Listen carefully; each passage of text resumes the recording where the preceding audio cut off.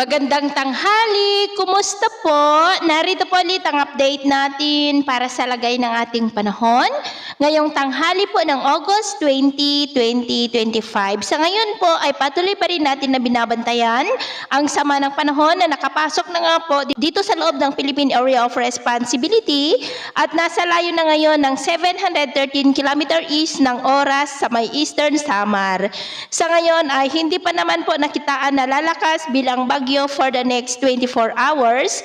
Pero kikilos po yan pa northwestward at posibleng sa Friday ay nasa silangan na po ng Cagayan at hindi pa rin inaalis ang posibilidad na tatawid lalo na po dito sa northern part ng Northern Luzon at kung ganap na maging bagyo yan habang nandito pa sa loob ng PAR ay tatawagin po sa local name na Bagyong Isa. At papalakasin rin po nito ang habagat na siya naman pong magpapaulan sa kanluran po ng ating bansa this weekend.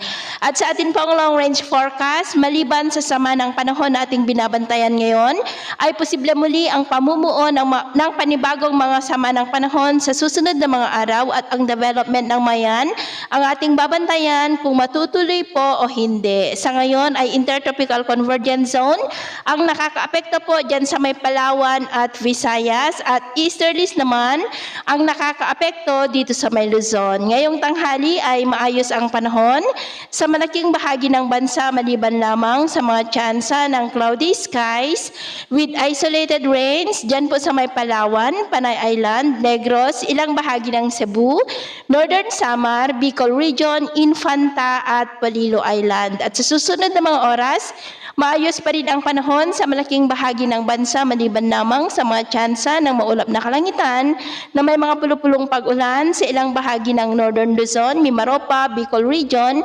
Visayas at Mindanao. Kaya mag-ingat po tayo, ugaliin lamang natin lagi ang magdala ng kahit na anong panangga natin sa init ng araw at proteksyon na rin po sa mga biglaang buhos ng ulan kung lalabas po tayo sa ating mga tahanan. At sa atin naman pong mga baybayin, wala naman po tayong nakataas na namang warning signals, pero iba yung pag-iingat lamang po kung papalaot tayo para po mas makaiwas sa mga sakunang pangkaragatan. So ito lang latest update natin sa araw na ito. Ako po muli si James na nagsasabing sa kahit na pagsubok po na darating sa ating buhay, huwag na huwag po tayong mawawalan ng pag-asa. Thank you and God bless!